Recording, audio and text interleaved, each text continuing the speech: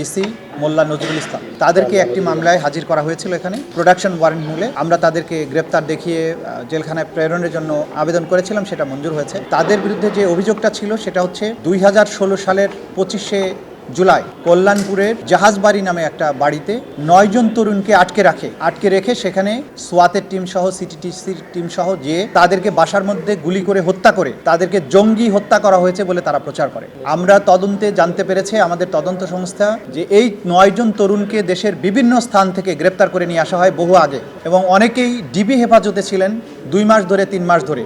সেইখান থেকে তাদেরকে ধরে নিয়ে রাতের বেলা ওই বাসার মধ্যে জড়ো করা হয়। জড়ো করার পরে রাতের বেলা হঠাৎ করে ব্লক রেইডের কথা বলে সেইখানে সবাই হাজির হয়ে যান, পুলিশের ঊর্ধ্বতন কর্মকর্তারা, এবং তাদেরকে সেখানে ঢুকে সেই লোকদেরকে গুলি করে হত্যা করে জঙ্গিদেরকে হত্যা করা হয়েছে মর্মে তারা প্রচার করে। সেই সময়ে তাদের এই জঙ্গি নাটকগুলো একটা নিত্য নৈমিত্তিক ব্যাপার হয়ে দাঁড়িয়েছিল। যারা ইসলামিক ভাবাপন্ন জনগোষ্ঠী বাংলাদেশের, তাদের মধ্যে প্রকৃত অপরাধী কেউ থাকতেও পারে, সেটা ভিন্ন কথা, কিন্তু সাধারণভাবে একটা ভয়ের সংস্কৃতি চালু করার জন্য যারাই একটু ইসলামিক ভাবধারার মধ্যে ছিল তাদেরকে এইভাবে জঙ্গি নাম দিয়ে ধরে নিয়ে গিয়ে বিভিন্ন জায়গায় হত্যা করে। তার আগে ক্রস ফায়ারের নামে যে বিচার বহির্ভূত হত্যাকাণ্ডগুলো চালু ছিল সেইখান থেকে তারা সমালোচনার মুখে এক ধাপ সরে এসে বিভিন্ন বাড়িতে লোকদেরকে আটকে রেখে হত্যা করে তারা জঙ্গি সেখানে জড়ো হয়েছিল এই মর্মে তারা প্রচার করে, এবং এই ধরনের অনেকগুলো ঘটনার সাক্ষ্য প্রমাণ এই তদন্ত সংস্থা হাতে এসেছে। তারই একটি অংশ ছিল এই জাহাজবাড়ি হত্যাকাণ্ড। এই তরুণদের আত্মীয় স্বজনকে এতটা ভয় দেখানো হয়েছিল, তাদেরকে হত্যা করার পরে তাদের মৃতদেহগুলোকে গ্রহণ করার জন্য পরিবারের কেউ আসেনি। বলা হয়েছে যে তারা পরিবার তাকে ঘৃণা করে সেজন্য আসেনি, কিন্তু তদন্ত সংস্থা যেটা জানতে পেরেছে যে তাদেরকে ভয় দেখানো হয়েছিল এবং একটা ঘৃণার সংস্কৃতি চালু করার জন্য যে এই মানুষগুলোকে বিচার বহির্ভূতভাবে হত্যা করা সত্ত্বেও তাদের প্রতি মানুষ যাতে সিম্পাথাইজড হতে না পারে সেজন্য বলা হয়েছিল যে তাদের পরিবার তাদেরকে ঘৃণা করে। তদন্ত সংস্থা এগুলো তদন্ত করে তার সাক্ষ্য প্রমাণাদি পেয়েছেন, এবং এই আইজিপি শহীদুল হক সহ আসাদুজ্জামান মিয়া তারা নিজেরা সেখানে ঘটনাস্থলে উপস্থিত ছিলেন। তাদের নির্দেশনায় পরিকল্পনায় এই জঘন্যতম হত্যাকাণ্ডটি বাস্তবায়ন হয়, এবং এই ধরনের জঙ্গি নাটক সাজিয়ে মানুষকে হত্যা করার তারা একটা কালচারে পরিণত করেছিলেন, এবং সেই কালচারের ধারাবাহিকতায় বাংলাদেশের বিভিন্ন জায়গায় অনেকগুলো ঘটনা এরকম ঘটেছে। সে কারণে এটা একটা মানবতা বিরোধী অপরাধ হিসাবে গণ্য করে এর বিরুদ্ধে তদন্ত শুরু হয়েছে। তদন্তর প্রক্রিয়ার কাজ চলছে, অনেক সাক্ষী আমরা ইতিমধ্যে পেয়েছি। আগামী 7ই মে তারিখে এটার পরবর্তী তারিখ ধার্য করা হয়েছে। এর বাইরে আরও 2টো মামলা ছিল।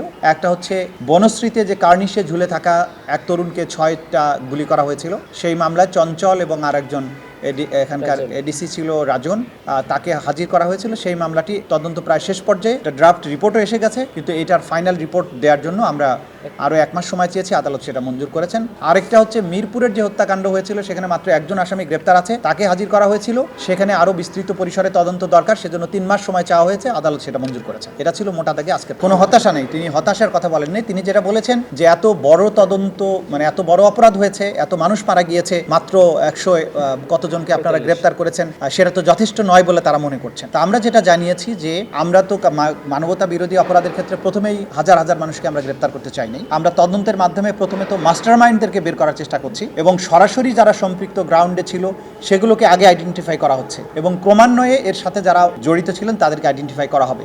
এটা আমরা আদালতকে জানিয়েছি, কারণ ক্রাইমস এগেনস্ট হিউম্যানিটিতে আমরা যদি যাত্রাবাড়িতে একসাথে 500 পুলিশকে অ্যারেস্ট করি তাহলে ক্রাইমস এগেনস্ট হিউম্যানিটির তদন্তটা প্র্যাকটিক্যাল না। আমাদেরকে আগে মাস্টার মাইন্ডদেরকে বের করতে হবে, তারপরে যারা গ্রাউন্ডের দায়িত্ব প্রাপ্ত ছিল, যারা মেইনলি অফেন্সগুলো করেছে সেগুলোকে আমরা ধরবো। এবং আমরা বারবারই বলেছি যে এটা প্র্যাকটিক্যাল না যে বাংলাদেশের সব পুলিশের বিচার আপনি করতে পারবেন। সেই ক্ষেত্রে আমাদেরকে মেইন পারপিট্রেটরকে আইডেন্টিফাই করে সেভাবে আমরা অগ্রসর হচ্ছি, সেটা আমরা আদালতকে জানিয়েছি। আদালত একটা জিনিস জানতে চেয়েছেন যে তদন্ত সংস্থা আছে তাদের সেই সক্ষমতা যা আছে সেটা যথেষ্ট কিনা, নাকি এটা আপনারা বাড়ানোর চিন্তা করছেন, সেটাও আমরা জানিয়েছি যে জনবল বাড়ানোর জন্য সরকার ভাবছেন, তদন্ত সংস্থার ব্যাপৃতি বাড়ানোর জন্য কাজ চলছে, ইভেন ট্রাইব্যুনালও সংখ্যা বাড়ানোর জন্য সরকারের বিবেচনায় আছে। যেহেতু মামলার সংখ্যা বাড়ছে, আসামির সংখ্যা বাড়ছে, ন্যায় বিচার দ্রুততম সময়ের মধ্যে করার ব্যাপারে সরকারই এটা ভাবছেন যে ট্রাইব্যুনালের ব্যাপ্তিটা বাড়াবেন, এটা আমরা আদালতকে জানিয়েছি। ডেফিনেটলি সরকার যখন কোনো পরিকল্পনা করবেন আমাদের সাথে তো আলোচনা করবেনই, এবং আমরা এই ব্যাপারে পজিটিভ মতামত দিচ্ছি যাতে করে ট্রাইব্যুনাল অন্তত দ্বিতীয় ট্রাইব্যুনাল এখানে হয়, সে ব্যাপারে আমাদের পজিটিভ মতামত রয়েছে। সব বিষয়ে তো আমরা অ্যাড্রেস করতে পারবো না। শহীদ পরিবারের অধিকার আছে, তারা দাবি করবেন, বিচার চাইবেন, আসামিদের গ্রেপ্তার চাইবেন, খুবই স্বাভাবিক। সুতরাং তারা তাদের গণতান্ত্রিক অধিকারের জায়গা থেকে, তারা তাদের বেদনার জায়গা থেকে দাবি জানাবেন, এটা নিয়ে কোনো সমস্যা নেই, দাবি জানাতেই পারেন। কিন্তু আন্তর্জাতিক অপরাধ ট্রাইব্যুনাল কাজ করবে তার আইনের নিজস্ব কাঠামোর মধ্য দিয়ে, আইনের নিজস্ব প্রক্রিয়া অনুসরণ করে।